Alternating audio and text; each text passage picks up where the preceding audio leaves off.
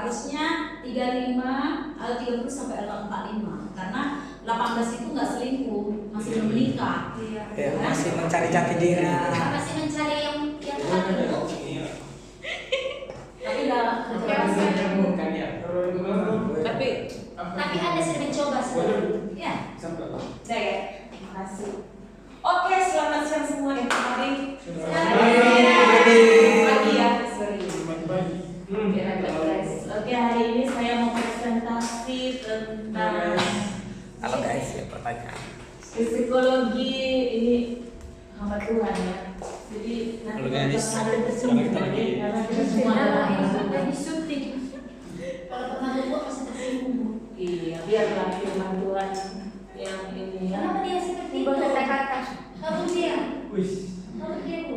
itu apa aja? Kenapa ini bu? Dindingnya ini. Enggak lah. Ini enggak masalah. Dindingnya selalu bisa tidak. Kita harus mempermasalahkan karena dia dari sana Oke. Yang saya ngecek, enggak apa-apa ya. Enggak apa-apa ya. Nggak apa-apa, bagus. Tapi kita enggak sengit. Oke. Ya, ya. Psikologi hamba Tuhan yang penuh otoritas. Ini daftar pusakanya saya ambil dari beberapa ahli-ahli teologi dan salah satunya Bapak Peter Guntur. Bukan saya mau mempromosikan dia ya saudara. Dia sudah menjadi hamba Tuhan dari sejak tahun 1997 dan dia juga ditabiskan bahkan ditopang tangan oleh Benny Hinn. Kenal pasti ya. Oke, saya lanjut. Oke, langsung kita masuk kepada ruang link pendahuluannya. Oh, apa ini? Dia tidak teratur. Oke, pendahuluan dulu ya. Arti daripada psikologi berasal dari bahasa Yunani, artinya psikologi. Psiko artinya soul, mind, dan jiwa. Sedangkan logos artinya ilmu. Jadi secara etimologi psikologi atau secara ilmu pengetahuan, psikologi itu bisa dikatakan ilmu yang mempelajari gejala, proses, dan latar belakang jiwa seseorang didasari oleh filsafat. Oke ya, ngerti di sini ya gejala-gejala gitu ya. Oke, next. Kayaknya dia harus kembali ke awal.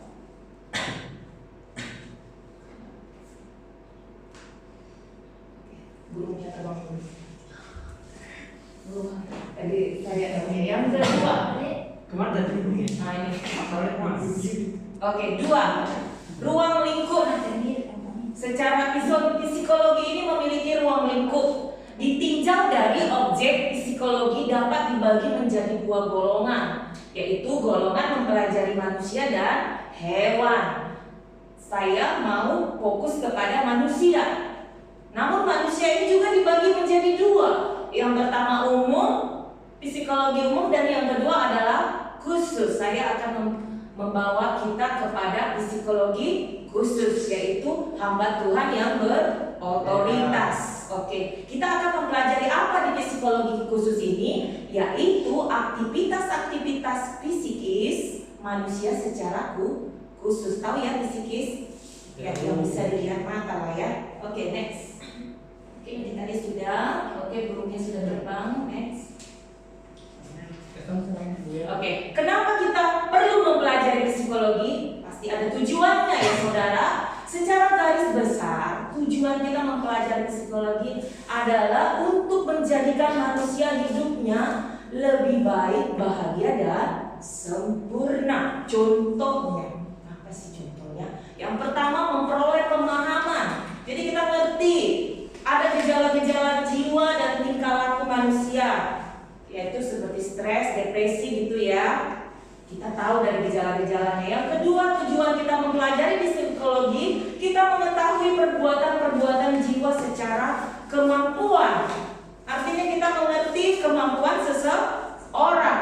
yaitu tadi kita sudah tahu bakat, talenta, dan lain-lain sebagainya. Yang ketiga, tujuan selanjutnya adalah mengetahui penyelenggaraan pendidikan dengan baik. Artinya, kalau kita belajar psikologis dari awal sebenarnya saudara, kita sudah tahu talenta kita, sudah tahu apa keahlian kita, kita bisa mengembangkan dan masuk ke pendidikan yang lebih baik.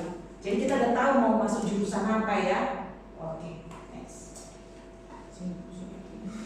Bab 2, psikologi. Oke, sekarang masuk kepada yang saya mau bedah ya.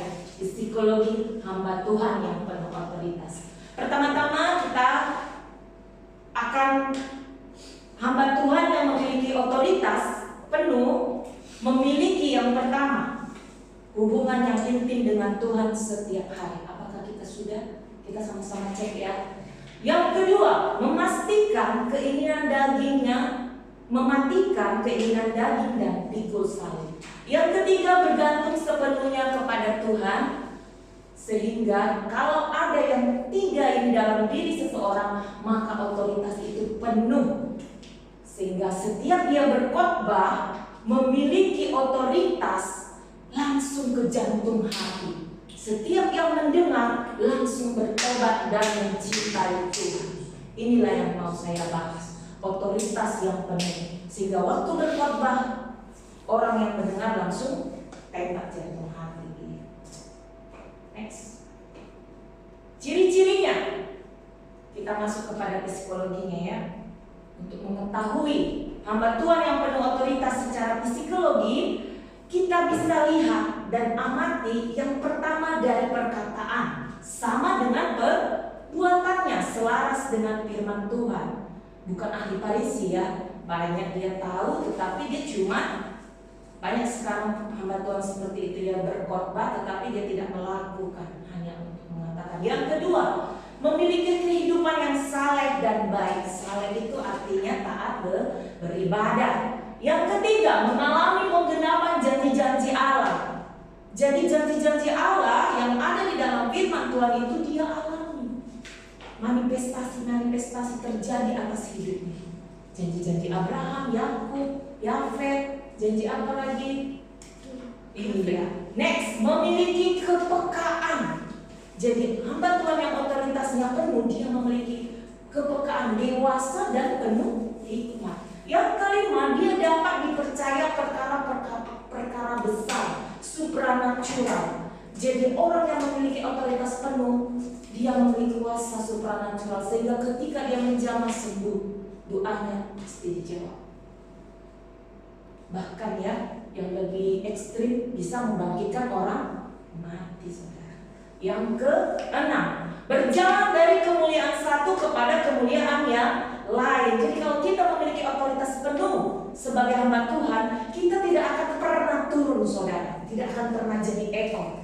Justru kita akan naik dari level 1 ke level berikutnya sampai garis akhir. Sebaliknya saudara, hamba Tuhan yang dangkal, yang tidak memiliki otoritas penuh, dia akan melayani secara formalitas. Apakah kita semua melayani secara formalitas?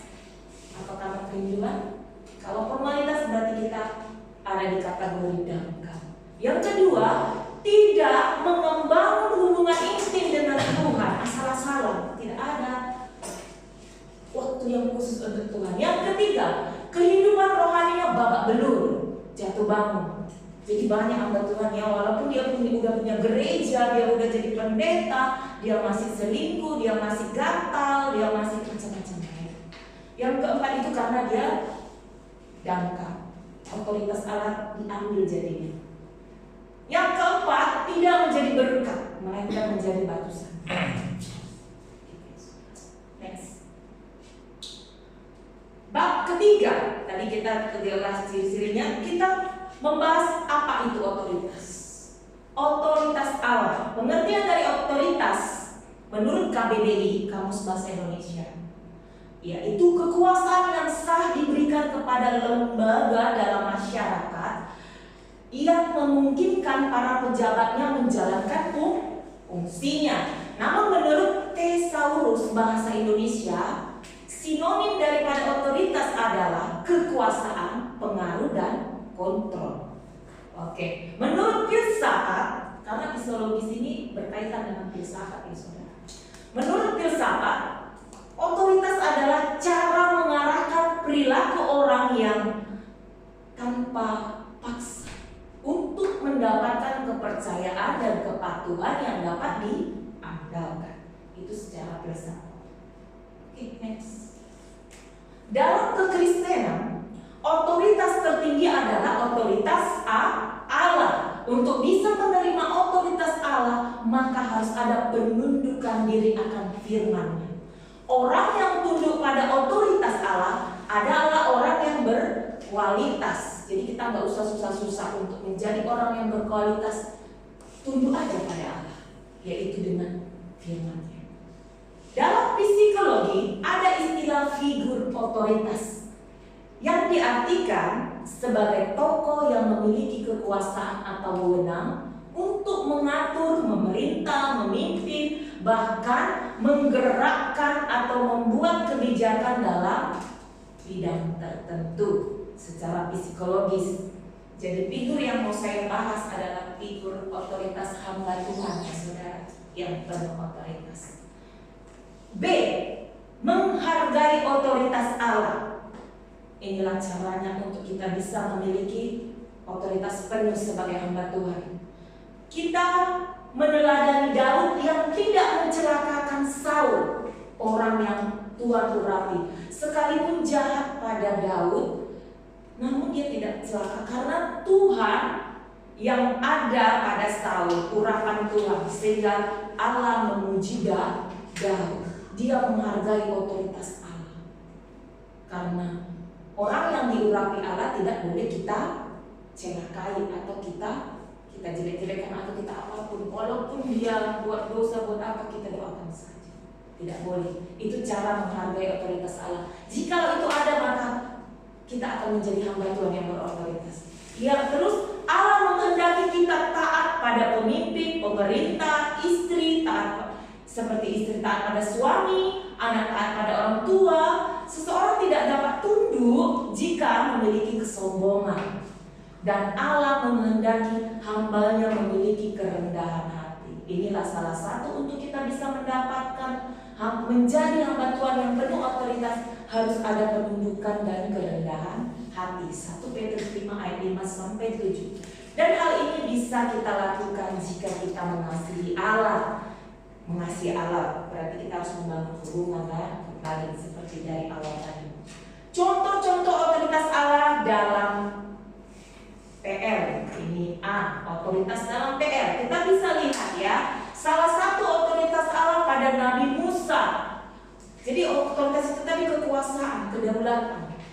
Tuhan memakai Musa yang biasa menjadi nabi yang banyak melakukan banyak mujizat melalui otoritas penuh yang Allah berikan.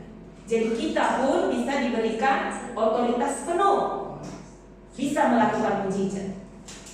Apa saja otoritas yang Allah berikan kepada Musa? Contoh-contohnya ya.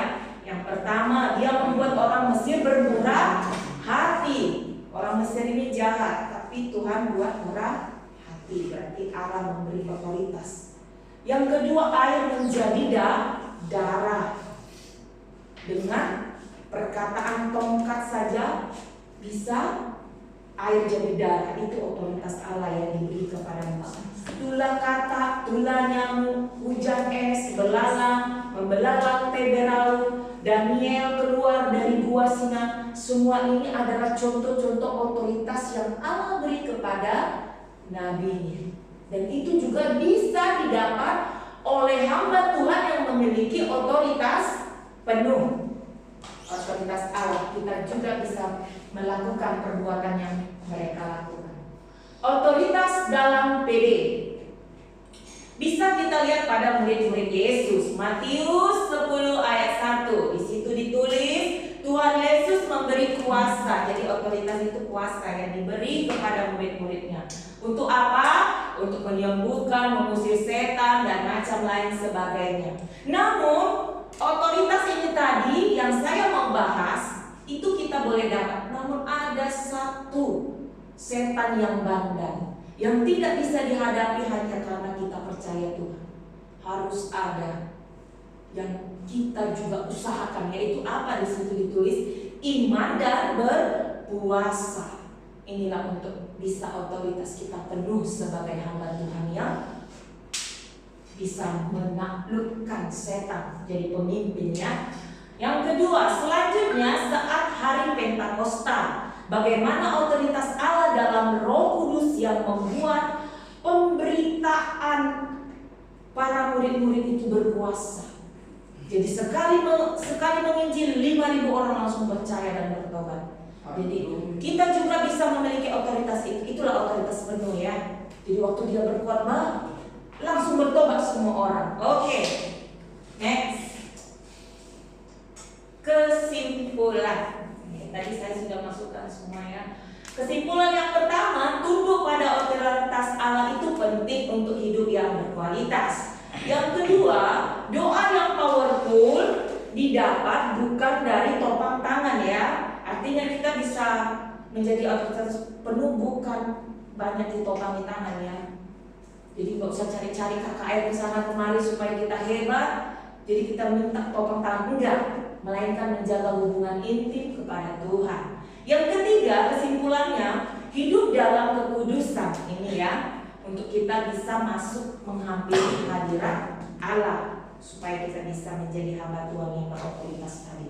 Yang keempat, memastikan kedagingan, kematian daging, menyangkal diri dan pikul salib. Ini dia.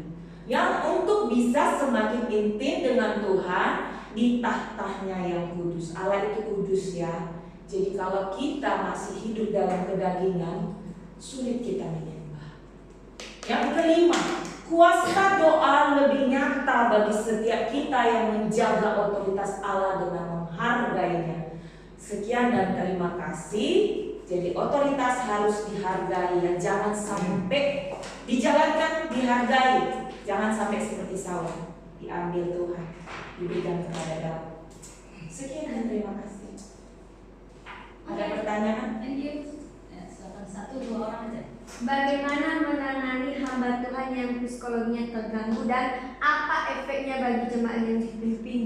Oke, kembali seperti slide keberapa itu ya. Kita kembali ini slide seperti kita meneladani Daud. Daud itu kan kita tahu ya bagaimana Saul itu ya. Menurut kita Saul itu bagus nggak sebagai hamba Tuhan? Sebagai pemimpin enggak ya? Dia mau bunuh orang yang benar-benar takut sama Tuhan. Jadi si Saul ini termasuk hamba Tuhan yang ibu bilang itu tadi, orang yang psikologinya terganggu ya, artinya tidak jadi berkat ya. Bukan yang masa sekarang ini Bu, apa yang masa sekarang maksudnya Kita kan lihat hamba-hamba Tuhan yang itulah yang tidak jadi berkat itu kan karena psikologi mereka ini kan. Maksudnya ini Bagaimana caranya? menghadapi misalnya karena kita kan pada masa sekarang. Iya banyak dia hamba Tuhan yang kita teladani aja Daud. Ya, maksudnya meladaninya dengan Seperti apa? Kita apa? hargai urapannya sebagai hamba Tuhan. Kita tidak berhak untuk menghakiminya. Kita hargai, kita tetap berdoa kepada Tuhan. Karena hamba Tuhan ini memiliki otoritas ya. Kita tidak, kecuali kita diberi apa namanya itu seperti Daud, dia diapain si Yonatan nabi, ada karunia nabi. Kecuali kalau kita tidak ada karunia itu, kalau ada biasanya kita berani menegur karena kasih. Tapi kalau nggak ada, kita ikut aja Daud. Dia tidak mau ngomong, dia lari. Dia artinya lari, nggak usah diikut, didoain bawa kepada Tuhan. Jadi kalau kita lihat, kita nggak usah ikut dia, kita doakan. Tapi kalau kita tergerak untuk menegur dia, ada karunia nabi yang Tuhan taruh dalam diri kita, tegur. Seperti Yonatan menegur Daud, sehingga hamba Tuhan tersebut bisa diselamatkan oleh alat kita dipakai Tuhan. Tapi kalau kita tidak bisa, kalau kita tidak berani, kalau kita tidak punya karunia itu, mari kita teladani dia. Lari. Tahu arti lari? Jangan diikut dia. Karena Saul mati. Karena hamba Tuhan itu kalau dia tidak psikologinya terus seperti itu, tidak mau dipulihkan, datang kepada Tuhan, terus seperti itu, dia akan mengalami kematian. Bahkan kerajaan kerajaan Saul itu diambil ya, artinya urapannya itu berhenti sampai dia. Jadi bisa jadi keturunannya nanti Tuhan nggak pakai, nggak selamatkan. Kalau gimana? Jadi gini kan Bu, Ya, kan kalau kita dari masa sekarang ya, iya, seorang hamba Tuhan itu kan jadi contoh bagi Iya. jemaat. Jadi itu pasti ada efek sampingnya bagi jemaat. Iya, Yang kita ada. lihat itu, kalau misalnya kita sama hamba Tuhan pasti sama caranya dengan ibu yang bilang tadi itu bahwa kita mendekati dan berdoa dia. Gimana dengan jemaat? Jemaat. Jemaatnya gimana dari sekarang ya? Iya, Mereka sama. lihat nyata bahwa hamba Juga Iya. dia. Oke, biar dengar yang online, enggak online ya. mereka lihat, mereka udah lihat bahwa sebagai panutan mereka yang untuk memberitakan firman Tuhan, tapi kenapa kok bisa jadi begini? Nah, Mereka kan cuma lihat di Iya, awalnya aja. iya, iya, akarnya aja. Kayak mana nasib si jemaat ini nanti gitu ya? bukan nanti efeknya sama. Efeknya sekarang dan yang akan datang. Karena kita tahu bahwa jemaat ini, Iya, nggak apa-apa. kita tahu jemaat Apa kalau WA? Enggak, soalnya Oke, kita tahu jemaat bahwa sekarang ini saya lihat, mungkin saya perhatikan bahwa Iya. mereka itu seakan ada celah-celah sedikit untuk memberitakan firman Tuhan. Mereka tahu walaupun ada seorang jemaat, tapi mereka itu bukannya nggak bisa memberitakan firman Tuhan, tapi mereka kurang mental gitu aja. Karena mereka, saya jemaat itu orangnya pintar semua untuk menghafal firman Tuhan, itu udah di otak mereka semua ya. Karena di report saya tahu gitu aja. Jadi pasti kalau ada kesalahan sebagai yang penjelasan dari hamba Tuhan itu, mungkin di altarnya dia mungkin Tuhan nggak langsung mengutuki dari situ hamba Tuhan, tapi pasti di luar itu kan Iya. jemaatnya kan gimana gitu di situ. Jemaatnya gimana ya? Oke. Intinya gitu. Kembali oke. Satu dari situ tadi ya, jemaatnya memiliki efeknya. Tapi tadi yang saya tangkap, saya cuma mau kasih ini aja. Memang saya tidak bahas di sini. Antara jemaat dan hamba Tuhan, ketika sudah percaya Yesus, dia ditabiskan sama-sama statusnya sebenarnya secara kerohanian. Cuma pembedaannya pemakaiannya saat dia ditabiskan menjadi pemimpin. Sehingga kita pun jemaat, jikalau kita sudah percaya bersama Tuhan, sudah diiniin, sekalipun posisi kita saat ini jemaat, Tuhan punya otoritas dalam hidup kita. Artinya bukan lagi pendeta itu ibaratnya dosa, dia tidak akan mempengaruhi kita lagi. Sekarang perjanjian baru, manusia langsung kepada Tuhan. Nggak seperti dulu satu Saul yang melakukan rakyat itu. Kalau sekarang kita beda, kita sama-sama imam, kita sama-sama anak raja. Jadi sebenarnya memiliki, jadi kalau kita tidak taat, itu sebenarnya dampaknya nggak kepada jemaat itu sebenarnya nanti Tuhan tolong. Ada aja cara Tuhan. Makanya kalau yang sadar doakan, ada aja cara Tuhan menolong. Apalagi di antara jemaat itu jika ada yang taat mengasihi Tuhan, yakin Tuhan punya waktunya. Kita nggak tahu kapan, tapi Tuhan punya waktu. Ada aja cara Tuhan menolong jemaat itu. Oke, gini ya, saya dari HKB, saya kan dari BKM nih. Dan ini ya, kalau di Nias itu kalau kita masuk ke pendetanya langsung dipecat. Iya, dipecat. Terus gimana kalau misalnya di posisi ibu sebagai pelayannya di hamba Tuhan ini, hamba Tuhan ibu ini psikologinya terganggu. Iya. Ibu cara menangani jemaat itu gimana? Sedangkan mereka ini kita salah gini, tapi ibu karena ibu bilang tadi kita berdoa aja, itu jemaatnya gimana itu? Mereka berperang di sana di sini kemana-kemana. Mereka membutuhkan.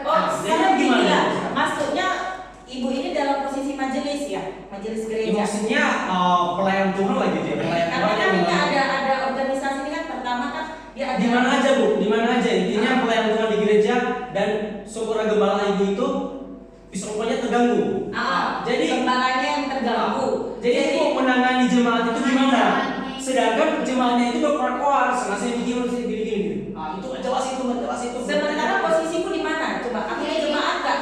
Atau sama? Maksudnya gini Bu, maksudnya seperti yang ditanyakan sama si Rima. Ibu, misalnya ini hamba Tuhan. Berarti aku yang terganggu. Ibu yang terganggu psikologis ibu. Bukan. Ibu ini Awasnya lah gitu ya. Bentar ya, seperti apa ya? Gembala ibu. Gembala Oh, ibu. pelayan. Pelayan, oke. Oke. Urutan Jadi kedua. pelayannya. Jemaat mengeluh kepada pelayan hamba tuannya seperti ini, gitu. Ya, Jadi jadi supaya ya. posisi kita sebagai pelayan. Ya, ini Oke. gimana? Posisi kita tetap seperti Daud tadi. Kita berdiri jadinya. Akhirnya pemimpin kita kasih tahu sama mereka, mari kita doakan hamba Tuhan kita. Gitu. Iya, Karena maksudnya apa? Karena gini, kita kita dipakai Tuhan akhirnya menjadi Belum pemimpin. puas dia sampai puas dia. gini Bu, mereka kan markor ini. Kor-kor, ya. Jadi Ini kayaknya kenyataan ibu itu kan nggak bisa langsung kita kalau misalnya kita untuk menginjili orang, nggak mungkin langsung kita bilang di firman Tuhan ini tertulis bahwa kejadian ini nggak mungkin kan? Jadi untuk langkah-langkah pertama mungkin ibu kasih tahu sama mereka gimana caranya untuk mendekati jemaat seperti itu. Cara penanganannya. Cara penanganannya, oke. Nggak mau kita langsung di gereja ada nggak pertemuan gereja sel gitu contohnya? Maaf dulu ya, nggak mau kita langsung perjalanan Daud, mereka nggak ngerti pastinya ya. Mereka nggak, walaupun mereka tahu firman Tuhan, mereka itu cuma tahu firman Tuhan untuk menghafal firman Tuhan, tapi untuk penjelasannya itu mereka datang ke gereja. Iya. Nah itu makanya itu mereka perlu tanya sama gembalanya. Gembalanya, yang bermasalah gembalanya contohnya ya, memang iya. Saya ngerti yang dimaksud dengan Penanganan tadi, penanganan. penanganannya itu simpel aja seperti tadi. Kita yang di posisi pelayan ini, ya kita tetap tidak mencaci maki gembala itu karena kita harus menghargai keberlanggapannya. Ya, Namun gembalanya untuk juga. menenangkan jemaat ini, memang kalau kita dipanggil, kita perlu berkorban.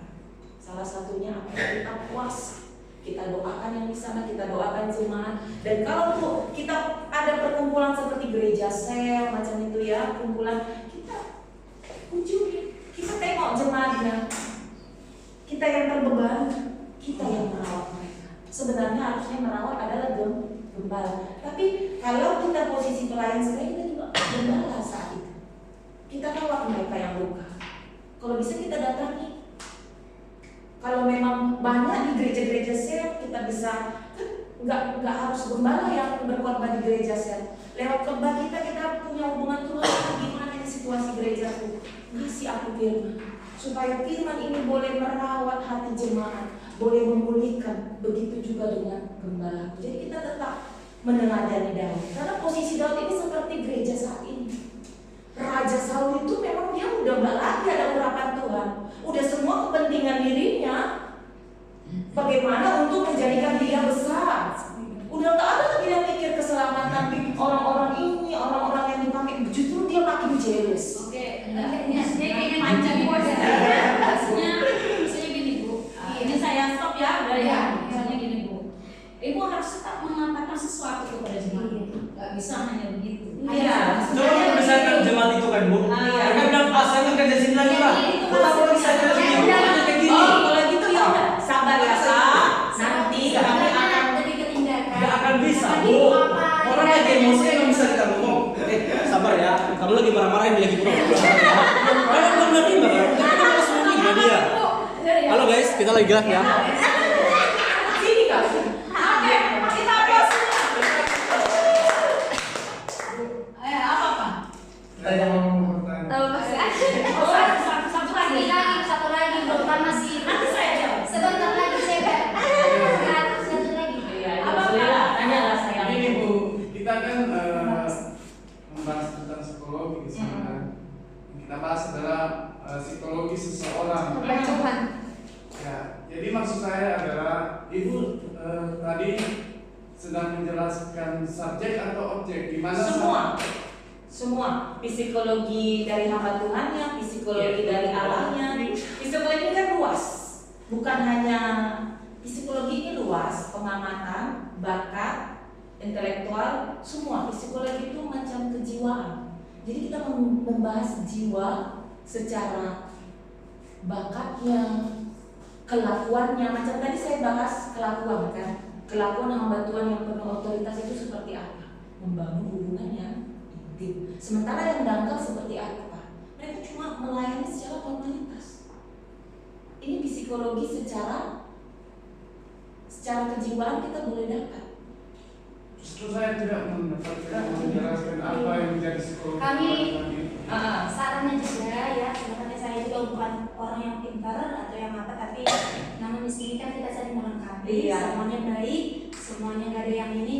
Yang kami dapat Ibu dari yang Ibu jelaskan itu hanya penekanan tentang otoritas Allah. Artinya bisa kian lebih dibahas seperti ini, apa yang dialami hamba-hamba Tuhan atau secara psikologi mereka ketika melayani, apa yang dialaminya dan apa kesulitannya, bagaimana cara menanganinya. Artinya kita ketika dalam presentasi berarti kita artinya ada kendala-kendala nih, misalnya kendala ibu apa setiap pelayan, kira-kira kan sama juga kendala kita kadang seperti itu kan. Jadi bagaimana menangani kendala yang seperti itu secara psikologi, dan di itu ditambahkan juga pendapat psikologi dan juga pendapat Alkitab mengenai seperti itu. Itu maksud saya. Jadi yang kami dapatkan ini lebih ke salah konteks sebenarnya pada otoritas. Jadi yang kita dapat bagaimana saya seorang hamba Tuhan yang berotoritas, bukan psikologi seperti sebenarnya gini Bu, sebenarnya semua ada. Yang Ibu maksud tadi ini seperti Daud. Saya kan ada contoh.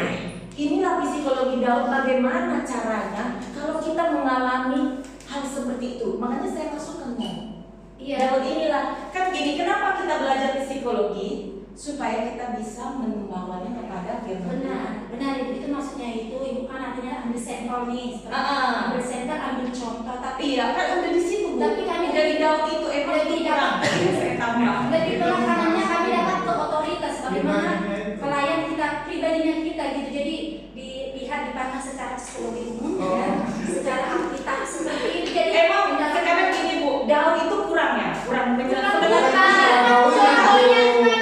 Oke, saya itu ada ayatnya, gini ya, itu ada ayatnya, tapi saya tidak tulis. Jadi saya hanya presentasi secara singkat. Bukan masalah dalam singkatnya. Yang kami ngerti sekarang cuma otoritas hamba Tuhan itu. Berarti kan gini ya, berarti kan double fokus kalian. Bukan kami double fokus. Bukan, kami double fokus. Dari awal sebenarnya perlu diingat Dari awal Ibu kan membahas tentang hamba Tuhan nih. Iya, Harusnya ibu itu membahas tentang bagaimana pribadi hamba Tuhan. Ini alaman ini tengok ya. Memang konsen pilihannya. Bukan konsen, tapi penekanannya itu bukan ke psikologinya, tapi tentang otoritasnya. Iya, itu karena memang ini ya. Ini psikologi saya sudah dari dahulu udah ya. Tahu itu Bu. Oke, oke, next. Ini mempelajari psikologi. Jadi ini loh, di ayat ketiga ini, di ayat ini mengetahui perbuatan. Yang dangkal itu yang coba mau ini yang dangkal itu yang Bu apa? Itu yang jelas kan? Oke.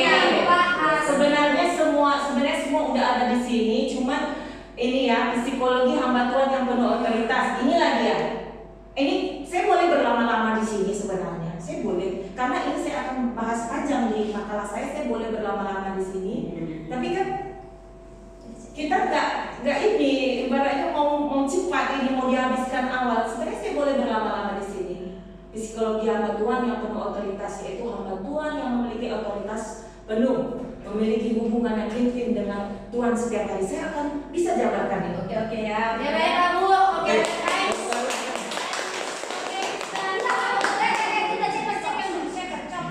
Di situ ada silakan dulu. Tapi tetap di situ dulu. Kalau Ibu mau duduk di situ boleh. Terkait pertanyaannya tadi ya. Baik, ya tetap kita menjadi mediator. Iya, maksudnya Ibu karena kita tetap jadi mediator bagi orang yang jemaat yang begitu. Iya, mediator. Bisa sih. Gimana itu?